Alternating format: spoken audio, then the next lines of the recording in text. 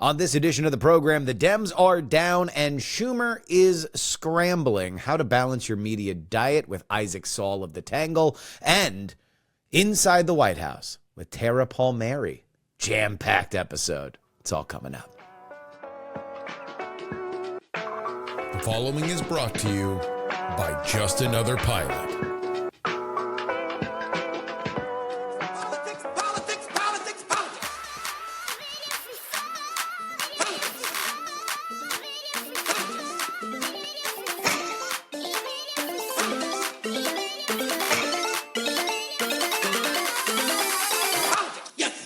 Hello and welcome everybody to the Politics program for March 19th, 2025. Your old pal Justin Robert Young joining you.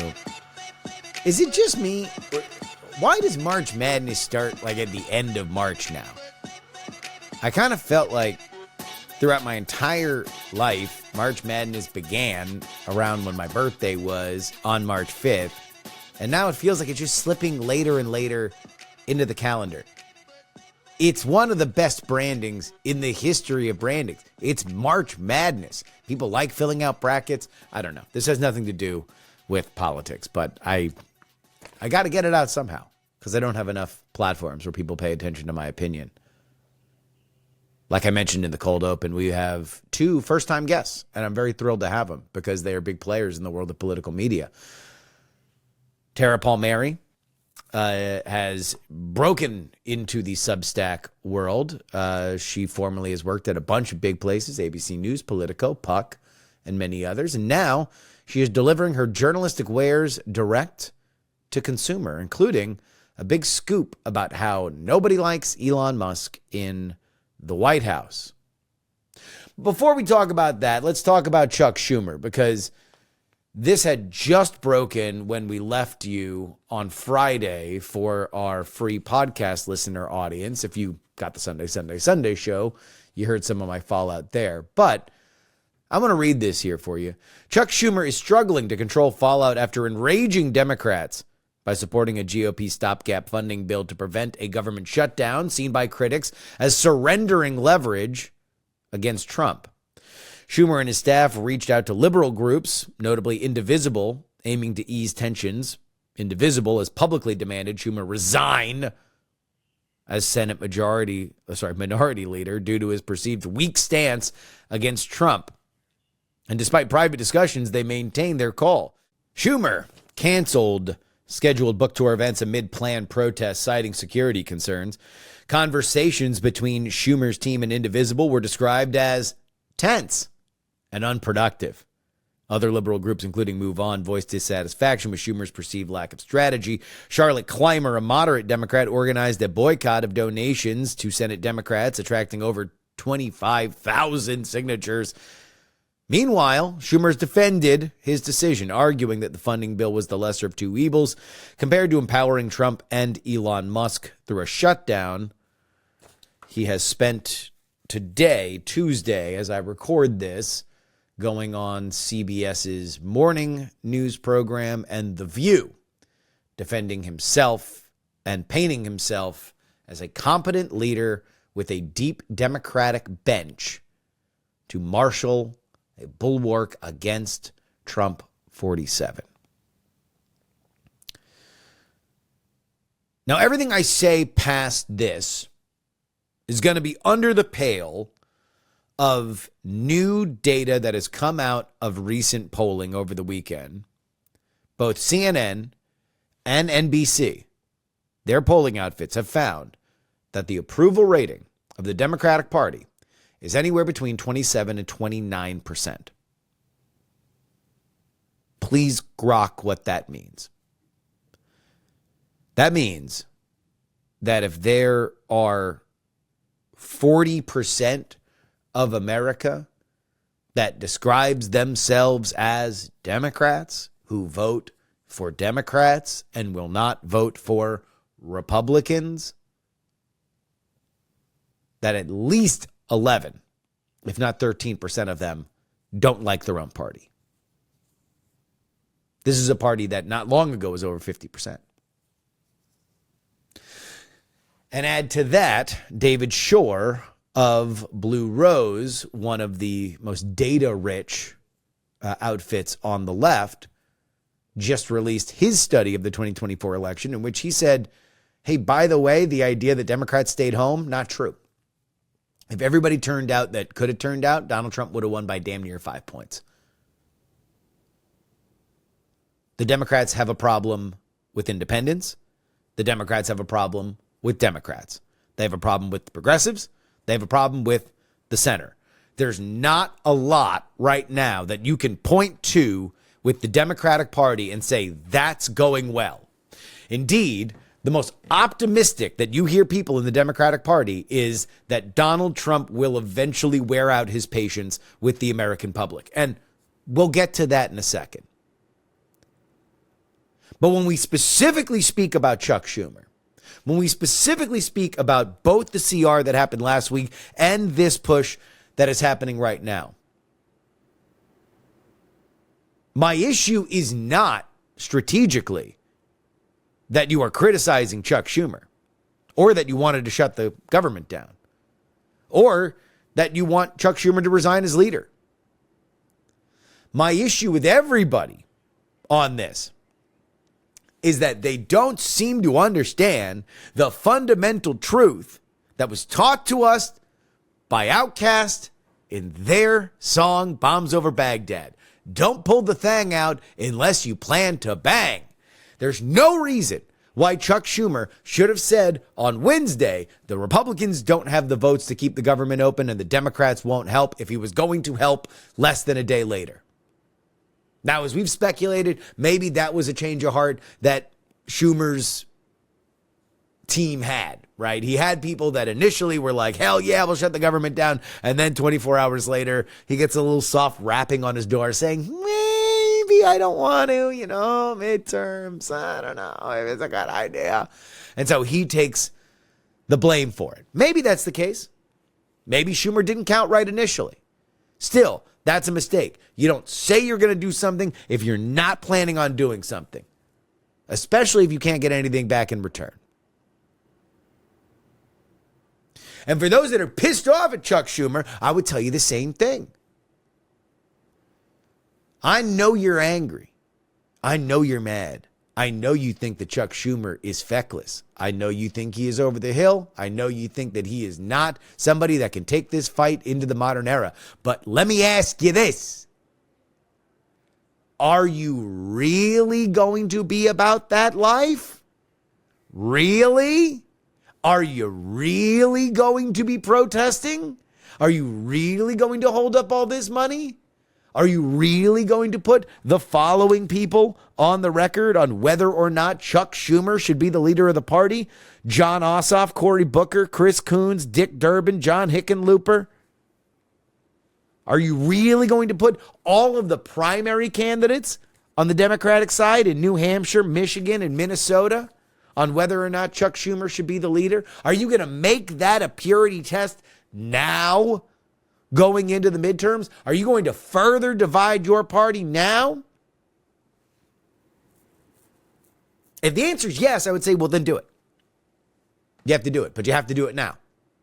You have to do it now. Same thing I would say to Chuck Schumer. If you're going to shut down the government and you're going to throw away the brand that you have, that you are the Democrats, you are the party that keeps the government open. If you want to throw that away because you think that this is the fight to do it, I'd question the wisdom, but if you're going to do it, you have to do it. You can't hint at doing it. Same thing with all these people. And by the way, this is a donor revolt. This is a real give a mouse a cookie situation for Democratic donors because you let them believe that they could take out a president. They could erase a president from the ticket in an election year, a sitting president. That means that if the donors get together and they don't, you're only a dinner party away from anybody in the Democratic Party getting it. Because now the donors understand they can. And that's what's happening right here. Make no mistake. This is donor money that is saying Chuck Schumer needs to be gone. And all I would say is that if this is your fight, then you better finish it. You better go all the way in. Because otherwise, every second that you are in an inter-party squabble is a moment that you are not rallying America to a cause for which you are better suited to support than your enemies. And right now, there's not a lot that I can see in the cupboard for the Democrats because of the coalition that Trump has put together. And we're going to talk about this in the update, but there's a partial ceasefire in Ukraine right now. We had a ceasefire fall apart in Gaza, but still, there has, since Donald Trump has taken office, there have at least existed ceasefires in both theaters. I saw a tweet thread today about the collapsing of some of the brick and mortar institutions that we have seen, including like Joann's Fabrics.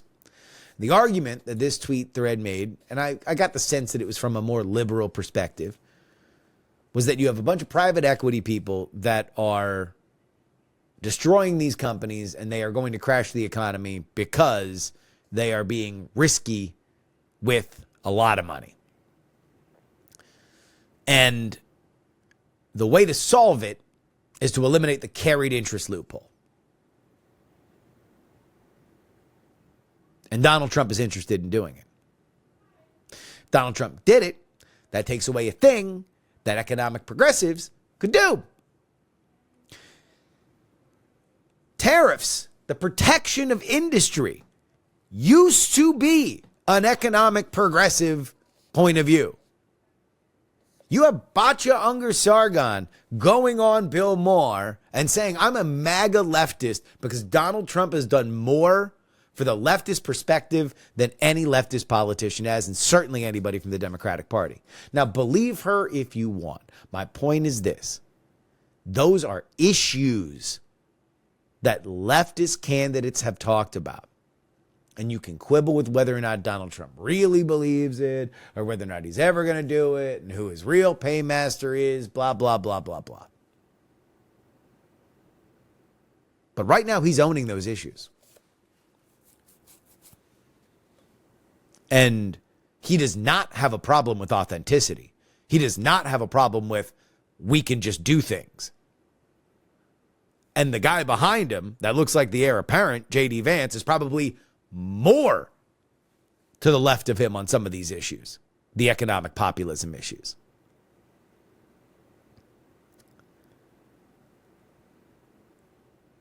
Democrats need to find their mojo. And it needs to be something beyond the current occupant of the White House. So we'll talk about this Schumer stuff. And again, do it or don't, but finish what you started. And when you're done fighting, Democrats might want to look behind them. Because as they were scrapping in the yard, the house is on fire. Let's discuss that and more with our friend Isaac Saul of the Tangle.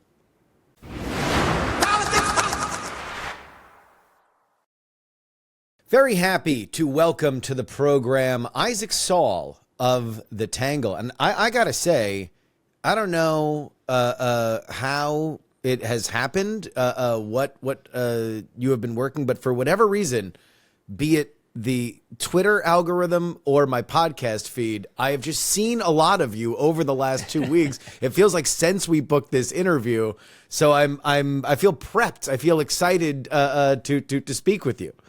I appreciate it, man. Well, thanks for following. I'm glad to be here. Always happy to share a little bit about what we're doing and spread the word. Well, let's talk about the Tangle. It is a very, very popular outlet, and it has a specific mission. So let's lay that out, and then we can get into some of the other stuff that's kind of happening now. Yeah, for sure. So, I mean, look, fundamentally, I think the way I like to describe ourselves is that we're a big tent media organization. our goal is to bring people of all political stripes under one roof, creating a brand of political news coverage that you can trust regardless of where you're coming from politically. You know, the thesis here is conservatives and liberals are getting their information from totally different places. They're living in completely different information ecosystems. They're swimming in different facts. They don't have shared realities to communicate through. And we're trying to solve that problem. We have a really simple formula for doing it, which is we explain stories in the most neutral language we can, and then we share a wide range of opinions about the big debates that are happening in the day's news. So you'll get, if you open our newsletter, 3 perspectives from the left, 3 perspectives from the right, and then our team, typically me, will share our own personal kind of editorial mini opinion piece in every newsletter, kind of calling some balls and strikes, sharing our own views, but doing it in a way that's like, you know, fair and judicious. And yeah, it turns out there's a lot of people who are interested in that right now, given the current media environment we're living in. So it's been really fun. I think the most fascinating thing about your mission to me is that what you have put on display is news judgment. And that's something that is kind of lost in our world where everything is sort of branding, and even the clearinghouses that used to sort of position themselves as trust us as an institution. We will vet good opinions and try to give you a broader sense of it, have become more ideologically polarized, although some will say that it was never quite as broad as we might have imagined them to be. But your position is explain a thing, bring in voices, then you bring in your own voice last. How do you make the judgment between what is, in your opinion, kind of a hacky, totally partisan, as they say, not in good faith, which I have a very complicated relationship with that phrase. But where do you decide, if you're picking out 3 point of views, which are the 3 that you feel are the most nutritious for your audience? Yeah, it's a great question. And in my opinion, it's the question. And the short answer is that we don't decide, really. I mean, we are not here to say what opinions are hacky or off limits. I mean, we have some space to do that, but in terms of exposing our audience to them, we have a few criteria that we try to choose from.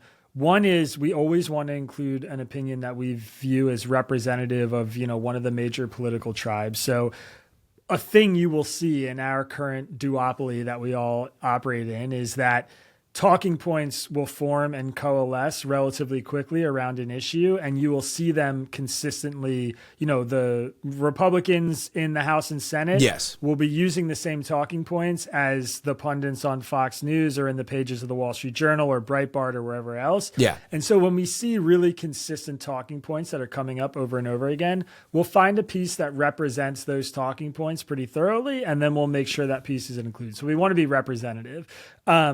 We also, to your point, want to include arguments that are, you know, evidence-based. We're not just going to share total nonsense with our readers if it's easy to disprove that the formula for the position that's being put forward is based on things that are not true.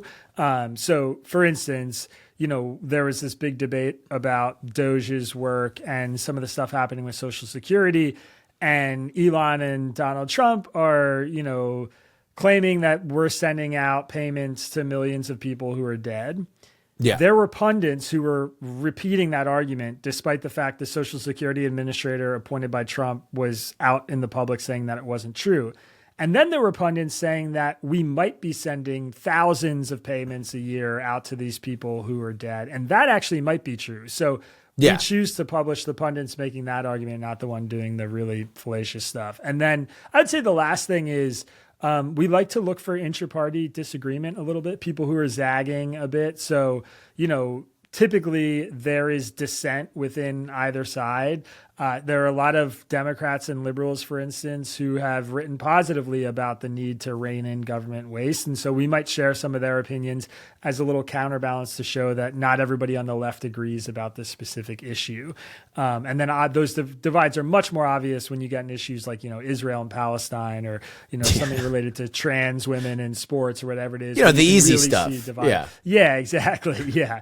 So So that is generally, I would say, what we try and do. We try and be representative. We try and find people who are making arguments that, to your point, are evidence-based in good faith. And then we also look for a little diversity among the political tribes to show that, not everybody agrees. Yeah, it's a very, very interesting world that we live in because there is really no media common ground, which is why I think it's interesting that you are trying to stake that out and say, like, no, trust us to find compelling opinions you might disagree with. We are going to look for that. We're going to understand that if you're subscribing to a political newsletter, you are probably aligned actively with one side or the other. And what we believe you want is the ability to even just understand the verbiage that is happening from the other camp. And there's really not a whole lot of places, and it's something that we try to do on this show, at least to explain the political machinations of things, is just to say, like, well, this is just what that means. Like this is the general framework of an argument when, for example, this is something that has kind of crossed over. There was obviously throughout the pandemic, we're now at the 5-year anniversary of the lockdowns, a lot of conversation about where it came from and why that matters or why it doesn't matter. New York Times has an opinion piece on Sunday that says, hey, we should really start to, take more credibly the idea of a lab leak because there was a lot of damage that was caused from it and the cover up of it. And now, to some people who have never really even heard this as a credible argument before, that's very, very shocking. And I think that what you're doing is, at least on some level, to your readers, inoculating a little bit of like, hey, this is, at least in plain English, something that you're going to see, as opposed to it just being an influencer or a social media thing that passes by their radar and is designed to incense them. Yeah, no, 100%. And actually, the lab leak theory is a great example of where I think our content and our format worked exactly how it should. I remember when, in the post-COVID world, we covered the lab leak theory, and my personal take at the time was that it didn't seem particularly likely, but we shared views from the right who were making the case for it in our newsletter. And we got, people on the left who were subscribed to our content freaked out. They were like so pissed that we were platforming the conspiracy theorists, whatever. And my response was like, this is a representative perspective of what people on the right are saying. And their arguments are based in totally reasonable, fact-based analysis of what's at hand. So I'm not going to exclude this just because I disagree with them, or some people label them conspiracy theories. And over time, as every month has gone by since we published that piece, it's aged better and better that we include those arguments. And my opinion on it has actually changed over time, where I've become a lot more sympathetic to the view that maybe this did start in a lab. And so it was just like a perfect encapsulation of that. And I would say also, two things is that the different political tribes, left and right, that we tend to refer to, they want our content in Tangle for different reasons. People on the left are typically coming to us because they can't understand how we have Donald Trump as president. It's just like they are living in a social bubble where they don't interact with people who support his policies. And it's mind-boggling to them that he keeps getting elected or that half the country supports him. People on the right are coming to us because they don't trust the mainstream media and they view the media ecosystem as sort of rigged against conservatives, and they want to see themselves represented in a news organization. So when they see their views shared in our newsletter, it makes them feel like they can trust us and then sort through the kind of lefty ideology that we're also sharing. So I pitch it differently depending on the audience. If I'm on like Megyn Kelly's show or something, or talking to some Fox News host, my pitch isn't like, come read Tangle to better understand Trump voters. They understand, they're Trump voters. Yes. Yeah. I'm a journalist who worked in the mainstream media, and I bailed and created my own thing because I think it's broken. And that resonates for them. And it's honest. It's just, there are different purposes for different people for what we're doing. Let me read something that you wrote today in today's edition. You guys broke down the continuing resolution fight, and the news on that, at least as we record this on Monday, is that Chuck Schumer has now canceled his book tour because of, at least somehow related to the fallout here. But I just want to read this paragraph that you wrote. The party reminds me, this is the Democrats, of some kind of dysfunctional family that swallows all of their real feelings and can't ever say what's actually on their mind for fear of confrontation and reprisals. It simply cannot go on like this forever. And this struck me because when I was at the Democratic National Convention last fall, that was the exact metaphor that I used, except in that context, it was the dysfunctional family where everything is going wrong, but the mom just won the lottery. And you know that it's probably going to end poorly, but right now the daughter canceled her OnlyFans and the son has paid off his bookie and the father, is now like dealing with whatever shady stuff he was doing. For right now, they were able to put it together, and it seems like that money is gone. The bill has come due. And the biggest story, at least over the weekend in terms of the polling, was that you had some abysmal numbers for the Democratic Party in terms of approval, with numbers in the mid to high 20s, which means at least half of dyed in the wool, blue no matter who voters right now have a negative feeling on their party. My priors on this kind of stuff is always this too shall pass, and eventually we're going to look at this as a low point for which they rebound from. But there are some apocalyptic voices. What is your sense of that? Yeah, I mean, look, first of all, historic lows. I mean, the lowest approval ever for the party. So, to contextualize that, it's just think about all the horrible time periods that we've gone through in American polling history when Democrats were either in power or in the minority, and this is as bad as it has ever gotten for them. I am not apocalyptic because I think that there's actually a pretty good deep bench for Democrats. I think they have a lot of really strong rising stars in the party who can sort of shepherd in the next generation of leaders and voices. I don't think this leadership group that the Democratic Party is currently serving under with, Chuck Schumer and Patty Murray is kind of it. I don't really see them communicating their way out of the messaging hole they're in. Republicans are just so much better at sharing their vision for the country. And in some cases, I think Republicans just have better ideas and they're always going to win the war on certain issues. But in a lot of cases, I think Democrats are just leaving low-hanging fruit on the ground, and that they need a sort of new crop of faces to kind of spread their message. And I think those faces are going to start getting power in the next 5-10 years. So I imagine they'll rebound. Also, Trump's not going to be here forever. And when that happens, the Republican Party is going to have their own problems to deal with. But it is really, there's something irreconcilable about where they are right now. I mean, I said in the piece, I think it was the paragraph after the one you just read, like you have John Fetterman and Ilhan Omar sharing space. That is going to come to a head. They are not ideologically simpatico on basically anything. And I don't know how the party resolves that. And that would be the reason why I think that you have a lot of compelling, at times charismatic characters on the left that I would agree with you. You can look at it and say that's a deep bench.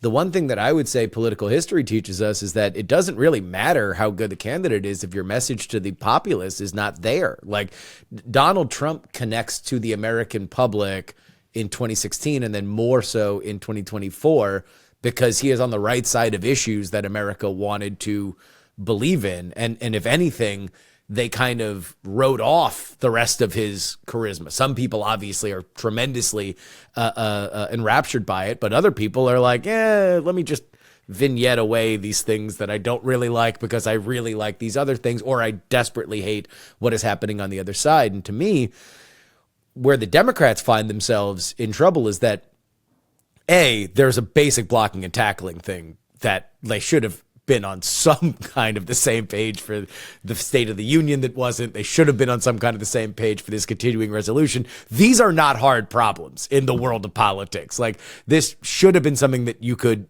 at least get on the same page to do whatever you were going to do. And you can debate whether not shutting down the government was that. But they need issues. They need to throw stuff against the wall that's not Trump related. And I don't know who's doing that except for like Bernie Sanders, who's not a Democrat, who is at least saying oligarchs. Oligarchs are now the new thing that we need to focus on. And believe that or not, at least it's something that goes beyond. It is related to Trump. It is related to Elon, but it is not Trump or Elon dependent. And that's where, amongst all the noise and the vitriol and the Jasmine Crockett versus John Fetterman stuff, where's the issue? That because we're miles away from some of the bread and butter stuff that has brought Democrats to success in the past. Yeah, no, I think the kind of eat the rich messaging that Bernie brings forward would be really successful for them if the whole party adopted it. I think the issue right now is Bernie feels kind of like a minority voice, and most people who love Bernie Sanders also think the rest of the Democratic Party's kind of sold out to the corporate lobbyists, and they're not wrong. So he has to bring the party to the left on that kind of issue. People like John Fetterman, Eric Adams, I think they need to bring the party to the right on something like immigration. Trump's crushing them on the border, and he came in and basically, now we're seeing, again, some historic lows in terms of illegal border crossings. Yeah. And that happened in like 6 weeks just on posture and tenor and a few executive orders when Biden spent 4 years saying they needed, major immigration. Comprehensive immigration reform. Yeah. Which just turned out to be totally not true. And then the healthcare issue is obviously always a winning issue for them. And I think something that the Democratic Party could do more of that they really haven't done yet is just look around into the liberal media ecosystem and find what's popular there. I mean, an underrated thing about what Trump has done is he takes cues from Charlie Kirk and Ben Shapiro and Joe Rogan, who, was a lefty and is now kind of in this weird heterodox, maybe I'm a Trumpy type guy space. I listen to all different kinds of media podcasts, and, I listen to Ezra Klein and Derek Thompson talk about the abundance agenda. Yeah. I think that's a really good, powerful, populist talking point that has a little bit of that liberal intellectualism in it. I can't believe the Democratic Party hasn't adopted that kind of stuff with media backers as its policy agenda to push forward. And I think if they did, they'd have a lot of success. So there's definitely stuff out there they could be doing that they're not, in my opinion. Yeah. The thing I have always said about Trump being able to tap into the populace is that he was tweeting about the love lives of the Twilight cast before he was president of the United States. And he wasn't doing it because he was hashtag Team Edward. He was doing it because that's what was popular on Twitter at the time. And he knew that he would be able to wade into it and have some kind of traction if he tapped into it. Now, I wonder from the Trump side whether or not they're at a point where the snake has almost entirely eaten its own tail. Like, now that there is zero space between a thought that emanates from a right-wing echo chamber to an executive order, like, does it even have an opportunity to resonate around a wider audience? Or is this literally just the influencer class having, as much control over the executive branch of the government as there's ever been? Yeah, it's a really good question. I mean, I would say there is something happening now where Musk and Trump seem to just be, getting high on their own supply on Twitter, X, just the right-wing media ecosphere. Mm-hmm. And I think there's an effect that's coming to the forefront from that, which is basically that conservatives are in a similar bubble right now that I think a lot of liberals were in 2015, 2016, and even to some degree in 2020, where it was so, in 2016, it was so shocking and unfathomable to them that Trump could win because they were living in this sort of information bubble on social media platforms that insulated them from the kind of dissenting voices. And I think, on the right, there's a lot of people, Elon and Trump specifically, but also, their backers, their boosters, their surrogates, who are just spending all their time taking victory laps and sort of talking trash to each other on platforms like X. And they're living in a little bit of a bright red bubble right now where they're saying and doing things that I don't think the majority of Americans would support or be stoked to see. And I think that stuff coming to the forefront in policy is going to cause some problems for them. The Doge stuff, honestly, is a decent example of it. I know a lot of people who are conservative Trump voters, friends and family members of mine, who are like, why are we laying off people at the national parks? Like, I go there every year, Yeah. I want my emergency services to be available. Or they have some friend who worked at the Department of Education who was doing really good work and suddenly got laid off without any explanation for why. They're not crazy about that kind of stuff. And if they keep that up, I think they could see some problems for sure. So I've looked at Doge as a very peculiar kind of thing because it is very reminiscent to me as somebody. We just moved from the Bay Area a couple of years ago, but my wife has worked in tech. Many of my friends have worked in tech. The stuff that's happening now is very reminiscent. It is literally the blueprint of almost every tech efficiency firing and tear down to the idea that they want to fire people that are actually doing things that are important because they can hire them back at 3 times the cost, but at least they know they didn't stop too early because the efficiency is what it is. Now, should that ever happen in a governmental system? Opinions may vary. It seems like something that is certainly we've never seen before on that level. Ultimately, though, I do believe it'll be judged in the same way that all of those teardowns do in Silicon Valley, and that is, what is the product like 6 months from now? Now, the stakes are much higher when it's the federal government than it is,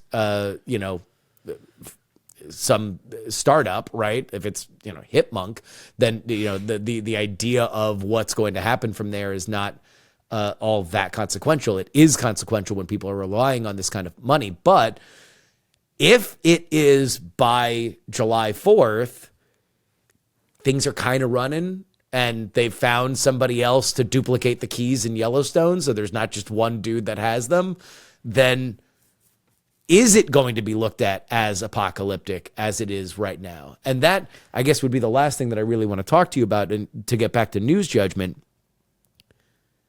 where do you think the meta is in terms of coverage from the Trump administration? Because we saw a very big change from an extraordinarily aggressive media during Trump 45.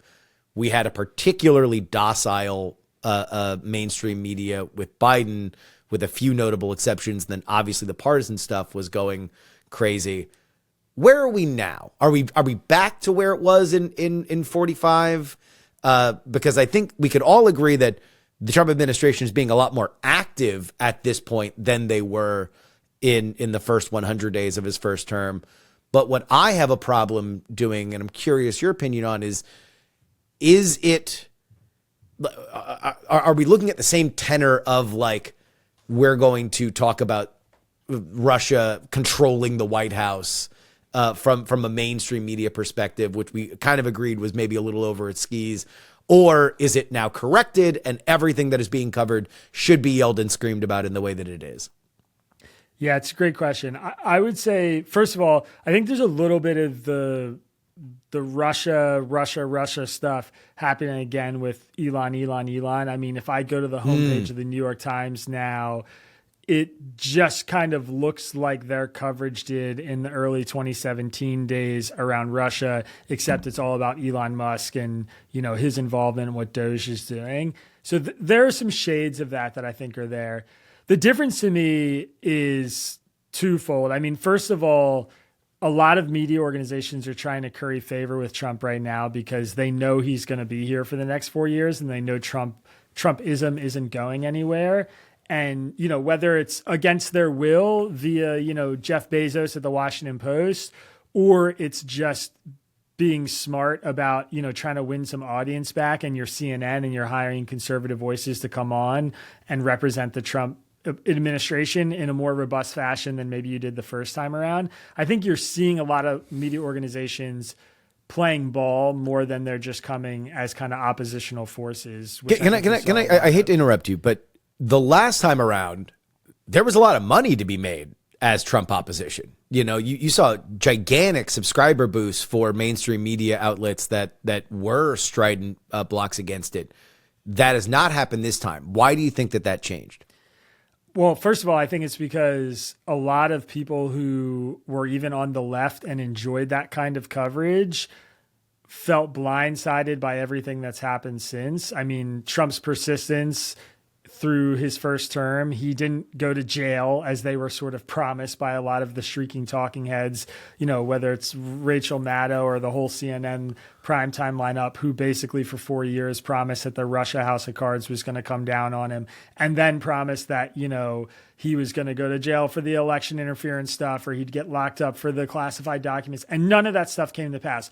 We can argue about why that was and whether that was right or not, for sure, but it just didn't happen. And I think they understand, those viewers understand a little bit, like, I'm just exhausted and didn't really get the truth the first time around.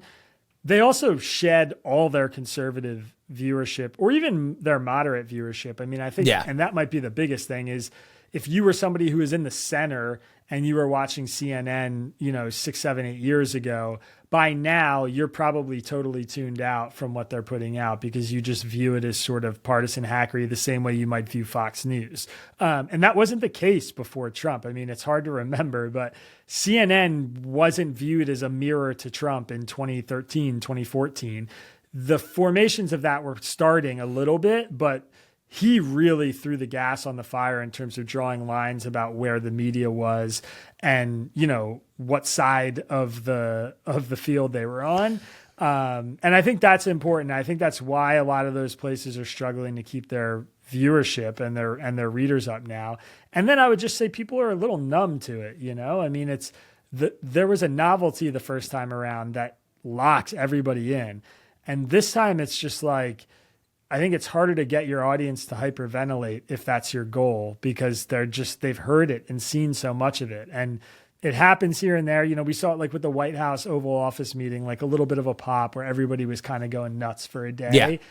But that's just rarer this time. And I think it is going to be rarer this time because it's harder for Trump to shock the public, and it's harder for media organizations to shock the public on behalf of Trump. And that matters to me in terms of what they're trying to do to drive ratings and get subscribers or whatever else. What's your view on the approval ratings, the Trump approval ratings? Because they have certainly come down from the mid-50s, but now what is remarkable to me is that you have seen, they're still somewhere averaging out in like the high 40s, which for him is very high, considering he's often lived in the mid 30s, but the disapprovals have also kind of rise to meet it. And so now it feels to me like we're kind of averaging out to where the actual election was, where it's, shade it between 1 or 2, he's above or over, but everybody kind of seems engaged. There's not as many undecideds there. What are when you look at that, what do you see? It's really bizarre. And I actually don't totally know what to make of a lot of the polling that we've gotten, especially in the last week or two, because you're seeing him suffer in ways we've never seen him suffer on the issue that's supposed to be his strongest issue, which is the economy. He has the lowest economic approval that, we've ever seen while he's been in office or been president, or even as a candidate. And it makes sense because he's being really disruptive with the tariffs, and we're clearly seeing the market react to that.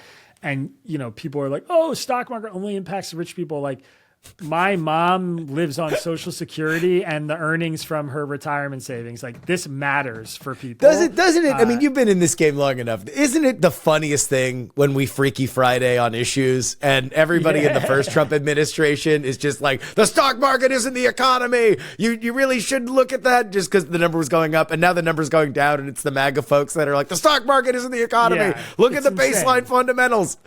Yeah, it was like, Trump 4 years ago screaming at everybody to look at their 401ks and what Joe Biden's doing to them. And now it's like, it doesn't matter. Some pain, some short-term pain, long-term pain, transitionary. Yeah. It's totally nuts. And so just to say, like, if you told me 2 months ago that Trump was going to have the worst economic approval ratings he's ever had, and some of the highest approval ratings you've ever seen him had on net, I would have no idea what to make of that. And I still don't.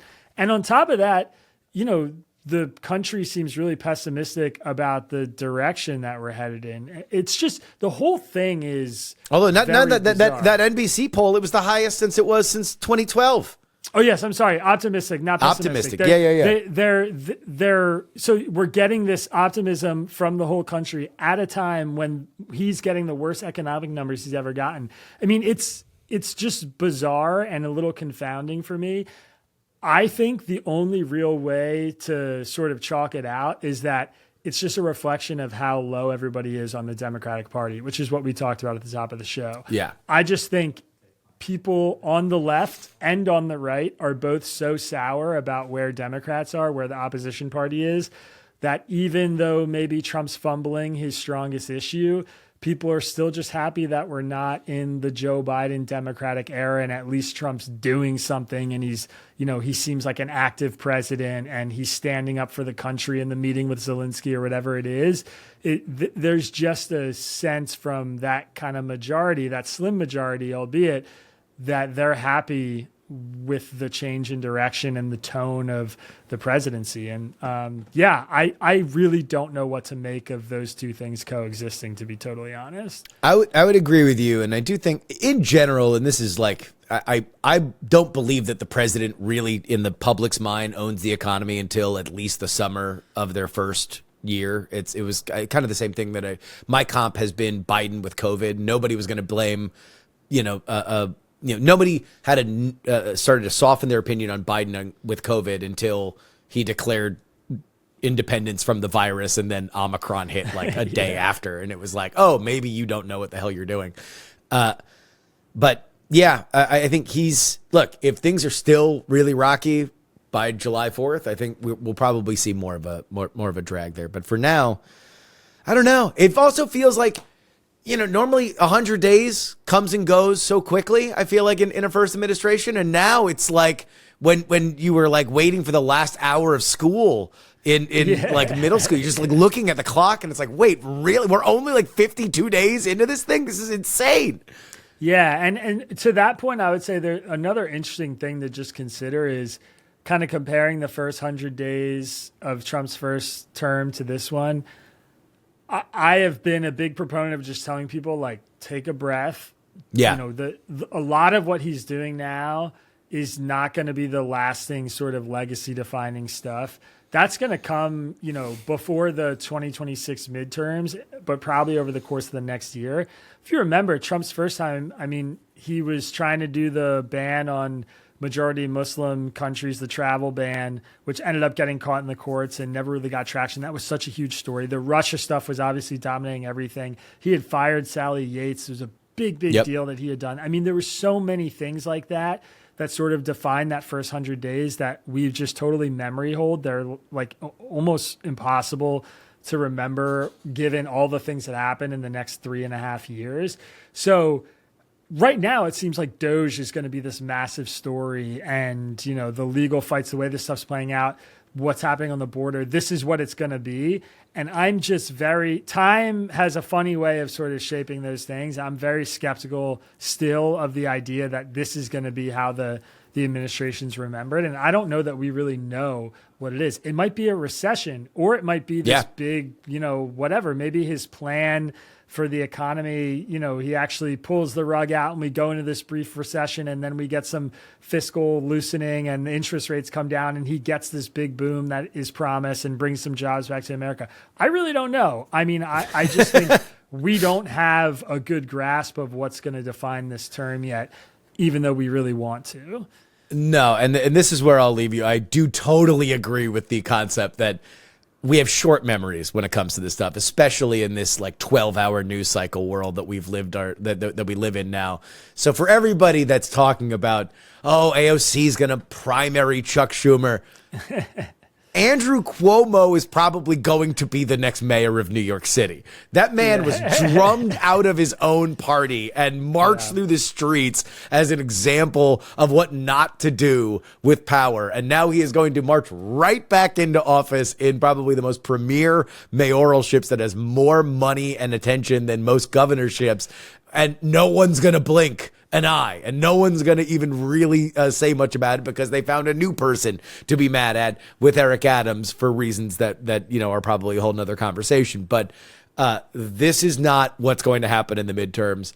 Now, can the Democrats get out of the hole they're in with people hating their party and hating their brand? Is that going to affect the kind of candidates that will enter into primaries for the midterms? Yes, I do think that probably has more of a thing going forward, but we'll have to see. Long way to go between here and there. And in between, you can read the Tangle. Head on over there. Where do people go to find your products, sir? Readtangle.com is our website. If you go check it out, you'll be prompted to sign up for our newsletter, which is totally free to try. And we've also got a podcast and YouTube channel as well. So anywhere you're getting your news, find Tangle and give us a try. Fantastic. Thank you so much for coming on, man. Thanks for having me. I appreciate it.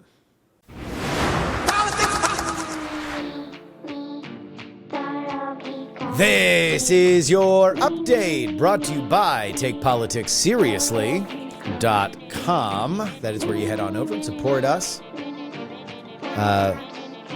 You just heard from Isaac Saul.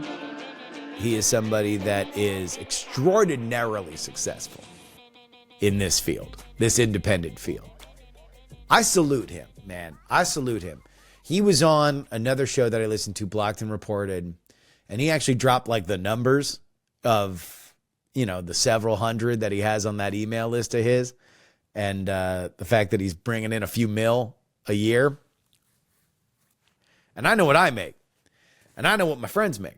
And every once in a while, me and my friends who are in this kind of nonpartisan media world, we all get together and maybe over a few drinks, we're like, if we were to pick how to go partisan, if you went left and I went right and all we did was argue with each other, we could make a lot more money. And we go, and then we clink glasses and feel good about ourselves. And then you look at what Mr. Saul's doing and you're like, oh, no, we're just bad.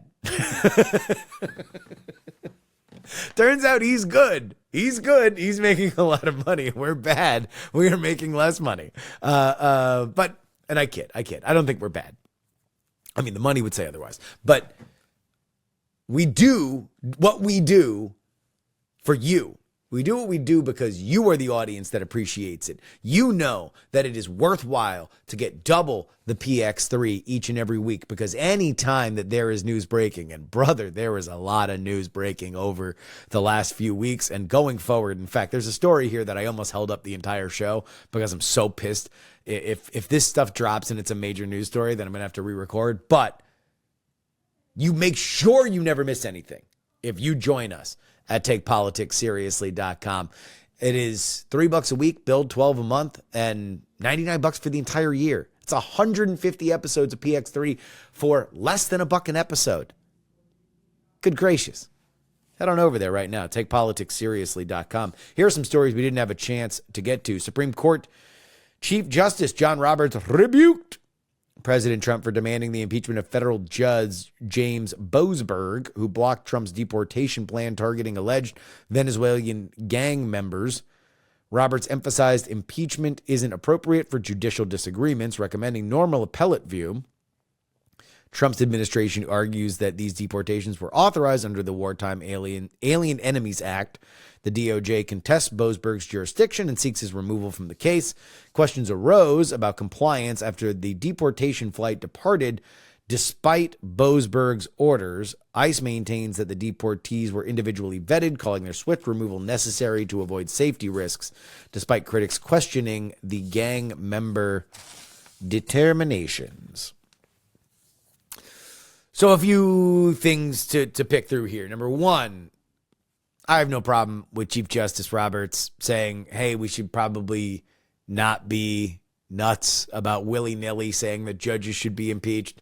There's a process for this. They should probably go through that process and eventually get to the Supreme Court if necessary. And like we have mentioned in the past, if you want to knock down the national debt, can we sell the television rights to these Supreme Court decisions to one of these streamers? Bezos, Sarandos. Come on, talk to me. We can get $1 billion, right? Can we get $1 billion for the exclusive rights, the exclusive streaming rights to these Supreme Court decisions? Because like, it's going to be good. You know, you can do the like cutaway to the previous interviews with Clarence Thomas. You throw in another 10 million, we'll get you Alito's wife. She's a colorful quote. As for the deportations themselves, obviously the Alien Enemies Act is a controversial application of that law. And I don't know politically if you poll people saying, are you for or against accused Tren de Aragua gang members being deported, whether or not you're going to see a lot of people saying no. The accused part of that sentence bothers me the most. I think you're probably going to hear a lot of people saying, no, it's the Tren de Aragua part, the foreign gang part that bothers me the most. I don't know, though. We're going to see that kind of information come in as it comes, but we'll see. Here's the official readout of President Donald John Trump's call with Vladimir Putin. This one went for about an hour and a half. It was estimated that's probably really a 45-minute conversation when you account for translation. But this is how the U.S. determined it. Today, President Trump and President Putin spoke about the need for peace and a ceasefire in the Ukraine war. Both leaders agreed this conflict needs to end with a lasting peace. They also stressed the need for improved bilateral relations between the United States and Russia. The blood and treasure that both Ukraine and Russia have spent on this war would be better spent on the needs of their people. This conflict should have never started and should have ended long ago with sincere and good faith peace efforts. The leaders agreed that the movement to peace would begin with an energy and infrastructure ceasefire, as well as technical negotiations and implementations of a maritime ceasefire in the Black Sea, full ceasefire, and permanent peace. These negotiations will begin immediately in the Middle East. So let's stop there and annotate. Ukraine agreed to a full ceasefire.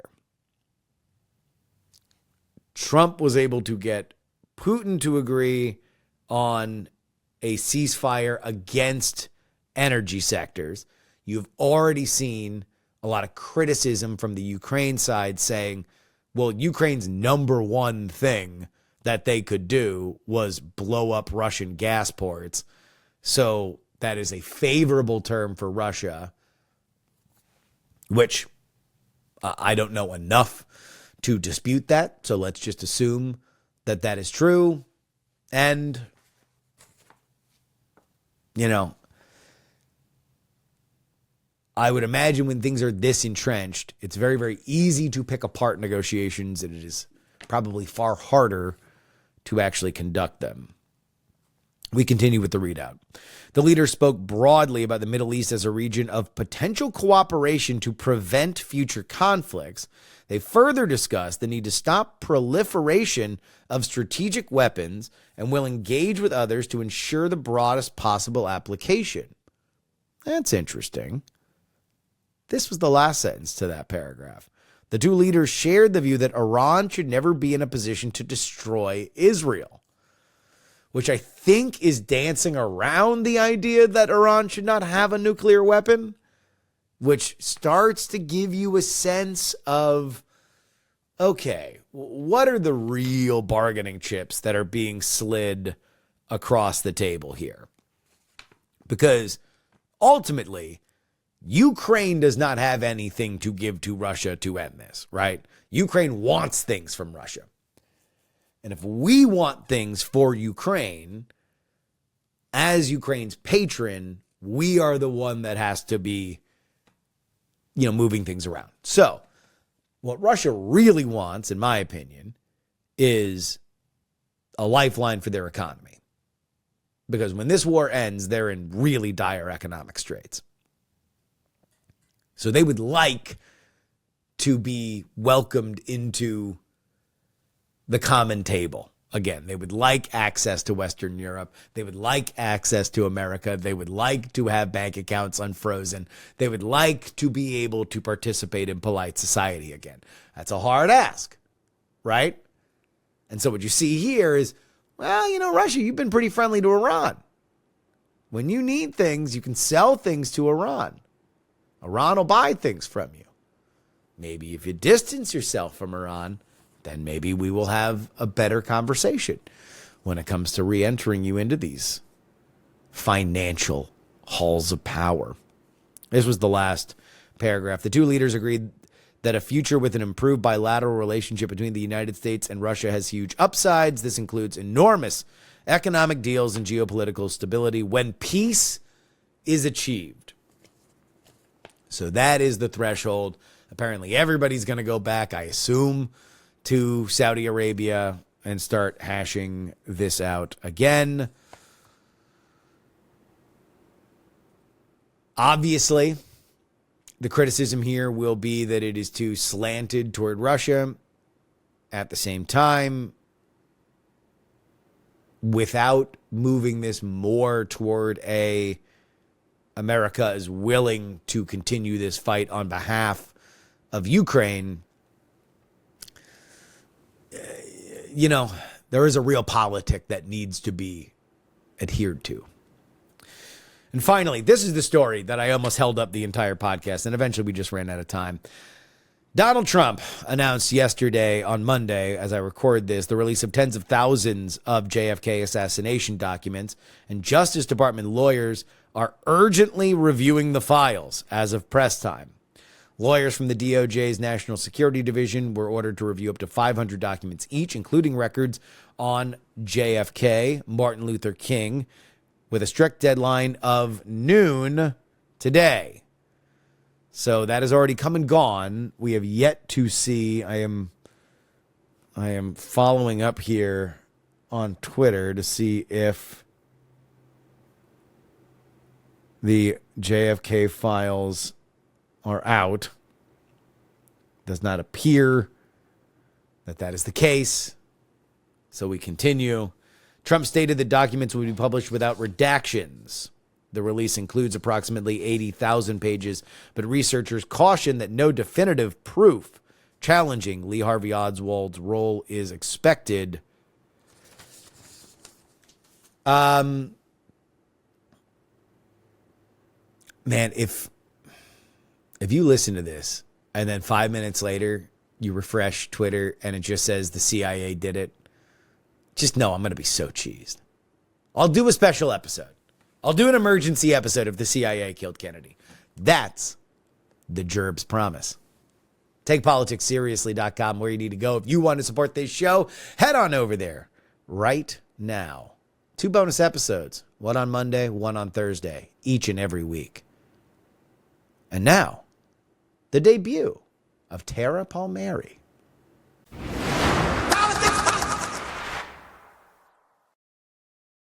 We are thrilled to welcome to the program of her The Red Letter Substack, Tara Palmeri. Welcome to the show.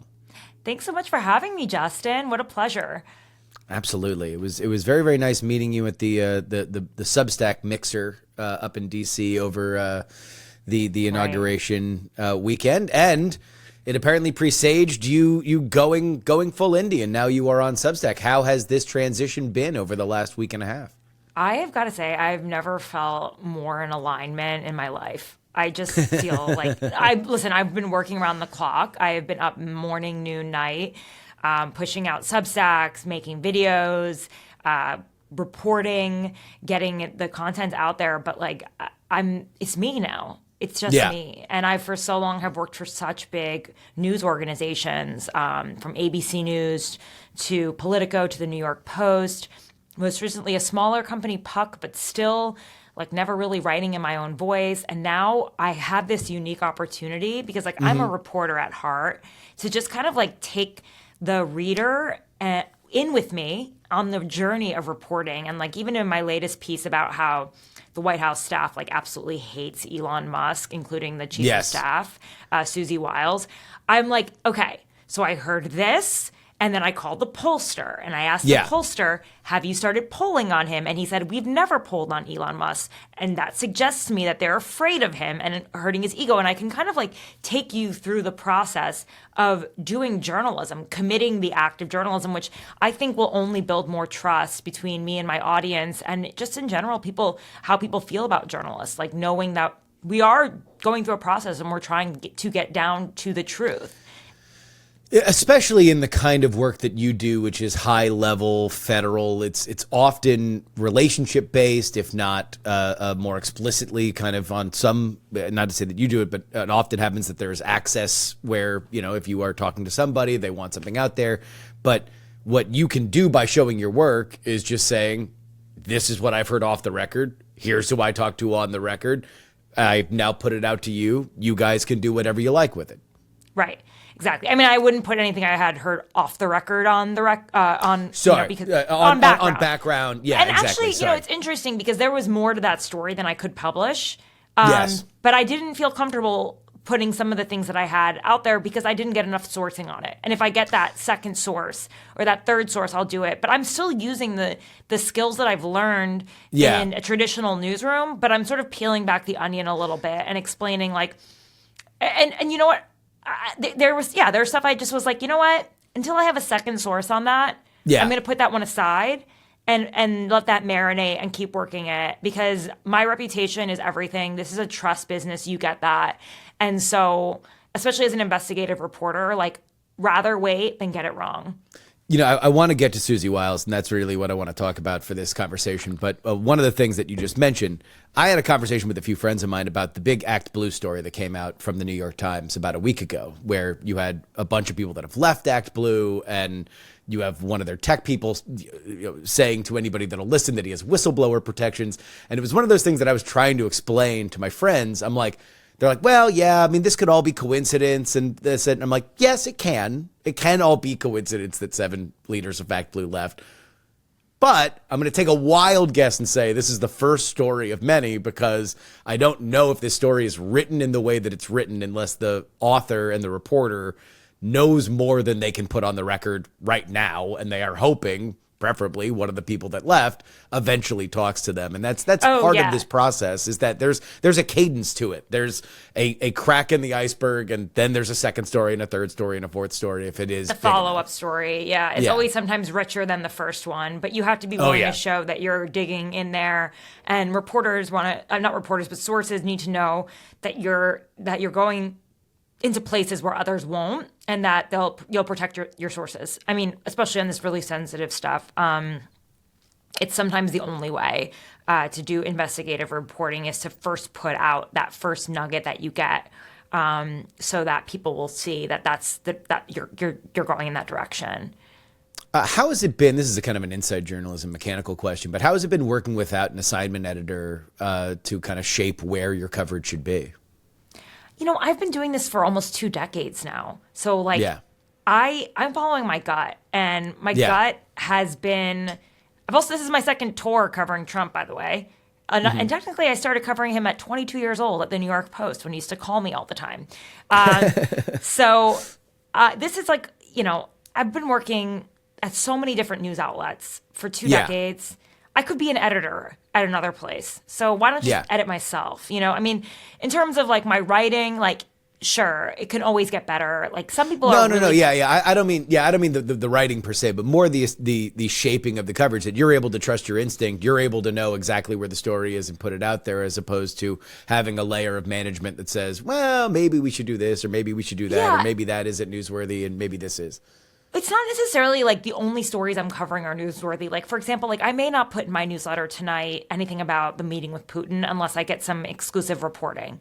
I really am trying to offer through my reporting, through the newsletter, the red letter, exclusive reporting, stuff that only I have, because there are a lot of places where you can get that information. And unless I was like the foremost expert on, Ukraine and Russia, then I would just do a deep dive. But like, for example, last night I put out a video with Greta Van Susteren on the Voice of America. I'm particularly interested in this topic. I have a lot of sources in that world because I worked there as an intern. It was my first internship. And Greta was an anchor at Voice of America. And so, I called Greta about it. I was getting a lot of incoming from people at all levels, from the board to executives to reporters, saying they know me. I worked there with them, saying, Tara, forwarding me emails. I broke a lot of the news about, the dismantling on Saturday.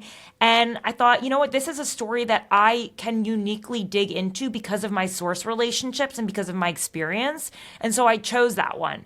I'm choosing the stories that I am uniquely positioned to cover. I'm not going after the entire waterfront. So that's where I'm going right now. Who knows? Listen, this is just a Tara Palmeri project right now with some support underneath me. But I think, listen, I would love to one day have a ton of reporters like me, like-minded journalists who are truly just driven by the story without like ideological, agendas to work with me and be investigative terrorists, you could say. I think investigative terrorist, that is certainly a branding that you can own. That is a corner that you can absolutely to get out there take and just for dig yourself. in without fear or favor. And so if I can find those people, let's do it. But right now it's just me, so I can only do what I can do. I think you're doing a phenomenal job, and you are doing something that I think is really important and is rare when people come from mainstream media, which is understanding that there is a huge hustle that has to happen when you are totally out here in the digital wilderness. And what you have done on your Substack, I think, is exactly the right move, which is, you've just worked a lot. There's just a lot of stuff on there. There's a lot of content, and there's a lot of chances for people from an independent perspective to meet you, understand you, know your work ethic, and what you can bring to the table. And you're doing a phenomenal job from my perspective, Justin. watching it. Thank you. But let's get into something that you did cover, because to me, this is probably, well, I know for sure she is the biggest difference between why Donald Trump's campaign of 2016 and 2020 were kind of night and day in terms of professionalism. And now, for the moments that the Trump administration has seemed more competent, I would imagine that she is part of it. And yet, she's not all-encompassing. She is the enigmatic Ice Princess, as she is referred to. Ice Maiden, Susie Wiles. You reported on this in your Elon coverage, specifically that Elon has treated her like a secretary. I don't imagine that that's something that in the reporting that I've read about Susie Wiles, she particularly appreciates. The words or takes, are fucking lying secretary, down. according to a source Fucking of knowledge. secretary. And So the there we cabinet go. secretaries, like messenger boys. Yeah. What is the relationship right now with Susie Wiles, who is positioned as being the stopgap between Donald Trump and the chaos? And that's part of the reason why she believed that the first administration went off the rails, is that anybody had access to him, and the last thing he heard was the last thing he said.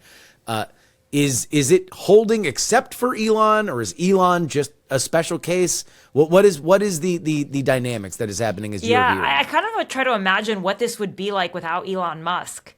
It would be like the campaign, which seemed a little bit more organized. I mean, it's hard to say, though, because Trump also just did whatever he wanted during the campaign. And as my colleague Mark Caputo said, Susie does the MAGA serenity prayer every morning and sort of lets what happened happen. She knows when to step in and when not to. But I think she has a lot of frustration with Musk's freelancing, with his Doge cuts and his, his tweets, because she's the one who's getting the calls from the members of Congress and the Senate saying, why did you cut that program that we needed? And she's the one dealing with cabinet officials who are saying, like, you wiped out my staff. I need people to work for me. So that's the problem. Also, the White House team, like, they don't want him going on Fox Business News and saying we need to cut waste and fraud from entitlements. And, like, it makes sense, cut waste and fraud from entitlements, but the way he speaks, it was so garbled. It just said, like, we need to cut entitlements. And that's a third rail. And they didn't want him He to go on. is loose. He is loose. Yeah. There's not a lot of people on earth that can tell Elon Musk to watch what he says. And, exactly. and It's hard he enough does having it. a boss that the president who does that. But you don't touch entitlements. Like, even Trump knows that. And it's not the first time that Elon Musk has gone there. He called Social Security a Ponzi scheme. So, it's a danger. And even though it was with one of their allies, Larry Kudlow, they weren't happy about that. And then, you find out they're not even polling him. It suggests that there's a lot of fear around Elon Musk. I mean, he did just donate $100 million to Trump, another $100 million last week, on top of the $250 million he donated to the political, to his campaign during, in the final America 6 months PAC, when he frankly wasn't up, when people were wondering if he was going to win. Yeah. Is it the money? Is it just the force of will? Is it the fact that Donald Trump just loves rich people? That is the one way to his heart, is just be a rich person that says nice things about Trump? Do we have any sense of why he has this pull? Because normally attention seekers next to Trump don't last particularly long. Trump's impressed with people who have a lot more money than him. Elon Musk is the richest man by many times than over other of the richest people in the world. $100 million is a lot of money to Trump. This allows him to continue to be a power broker in the party, to enact his legislation, to potentially run again. He's not fucking with the money. Yeah, that's his best client. This is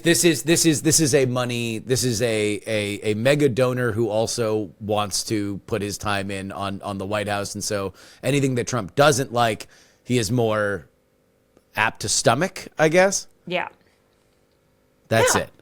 Yeah, I don't think this romance is ending anytime soon. And Trump likes him. The only thing is that he's very clingy, and Trump doesn't like clingy people. Like, even Melania, she's never really around, and it works for them. Yeah.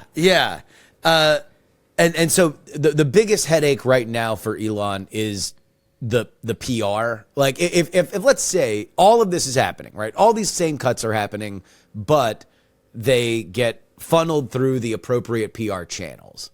Is this different, or is it the X of it all and the retweets and the Doge live streams that are rankling people? Yeah, it's random. It's chaotic. Gotcha. There are things that he's doing that haven't been approved. It's the freelancing. And, he's cutting fat where some administration officials tell me there is none. And these are people who are sufficiently loyal to Trump. They wouldn't be back there if they weren't. These are politicals. They're not civil servants. And so, trying to keep up with the sledgehammer is hard.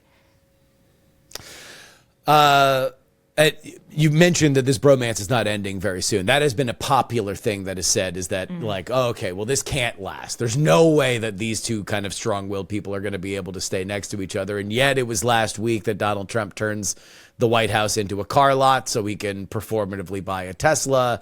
They've done joint interviews together. What makes you think that it is built to last? The money. That's it. That's it. One thing and one thing. He's best friends with Steve Witkoff, another billionaire who also works in the White House as a special advisor. He's a billionaire. He's worth more money than Trump. He's the one who brokered the deal between him and DeSantis, his sworn enemy. If you have money, you have clout with Donald Trump. Yeah. And yet, that's the thing, is if people are pissed off in Susie Wiles' orbit, you can ask DeSantis, his sworn enemy, how much Susie Wiles holds a grudge, right? Because that appears to be at least some of the continued animus between. I don't think Susie would really mess with Elon directly, but her telling Trump to rein him in makes sense. And Trump did. He said, you got to use a scalpel from now on with the cuts.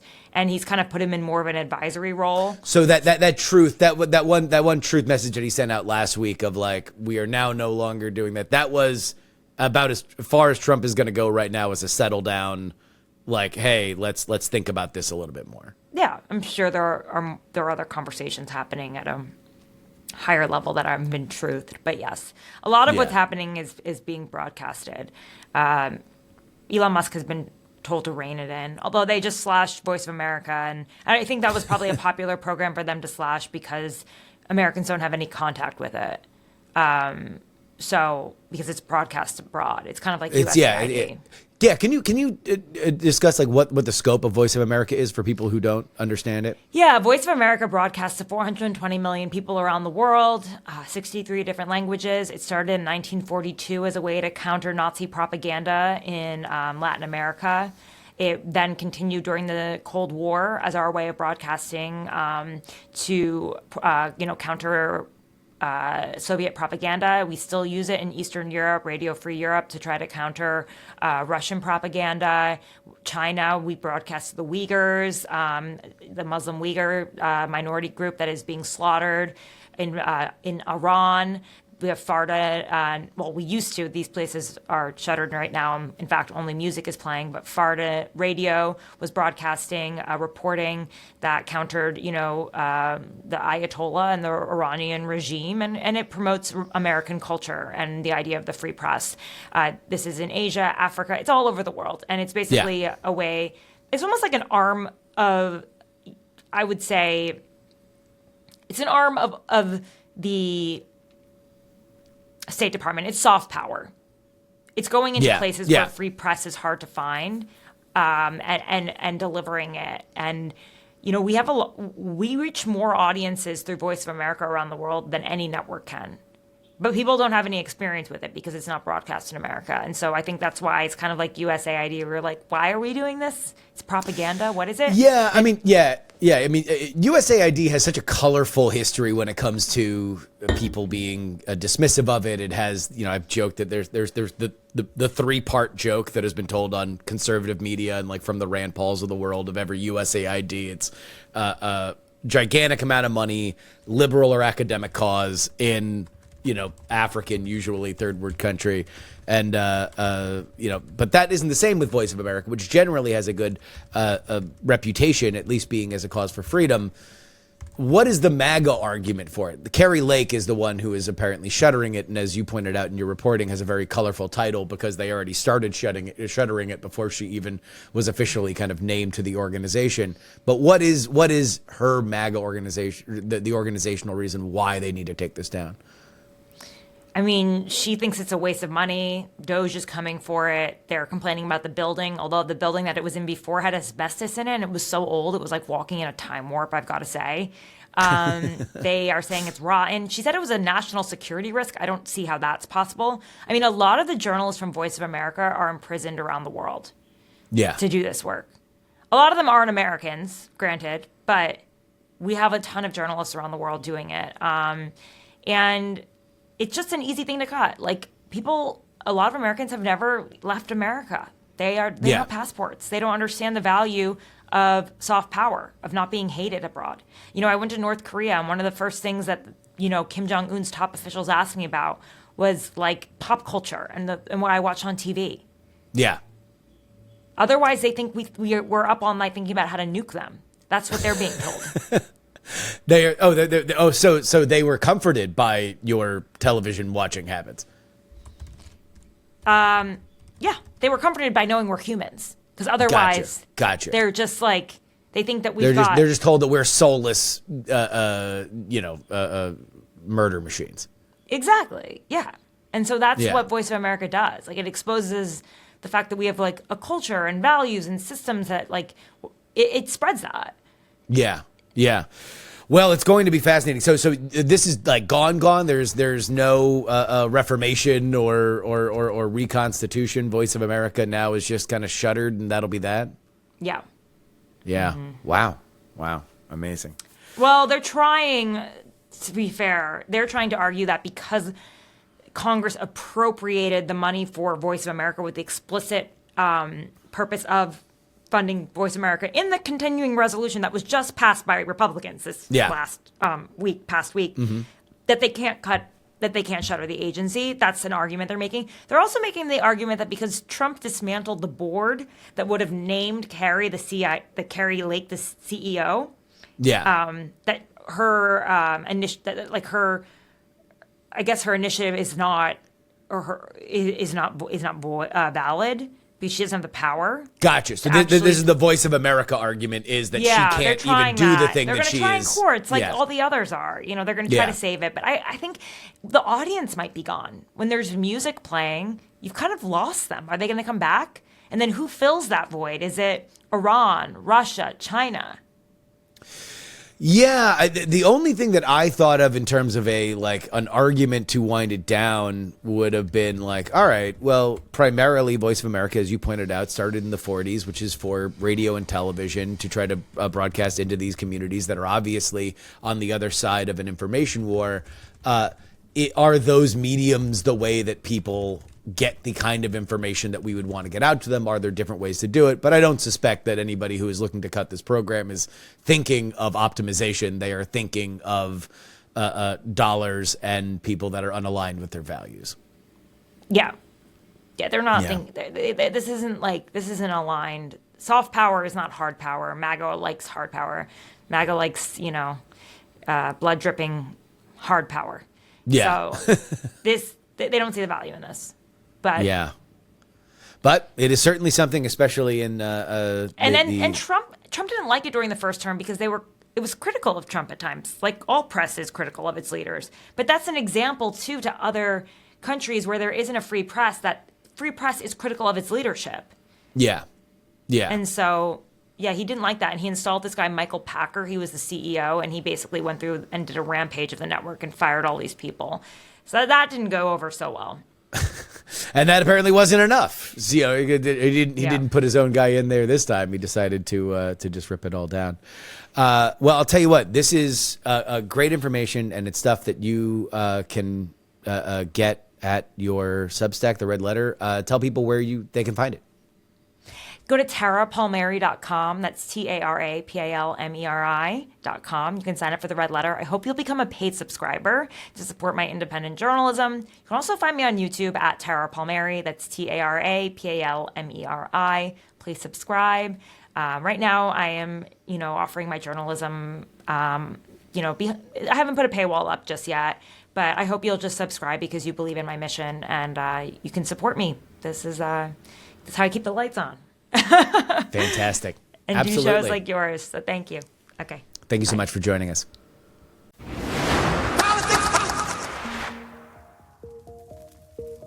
And that'll wrap it up for us today. I would like to thank Isaac Saul of the Tangle and Tara Palmeri of the Red Letter for joining us on this banner edition of the program.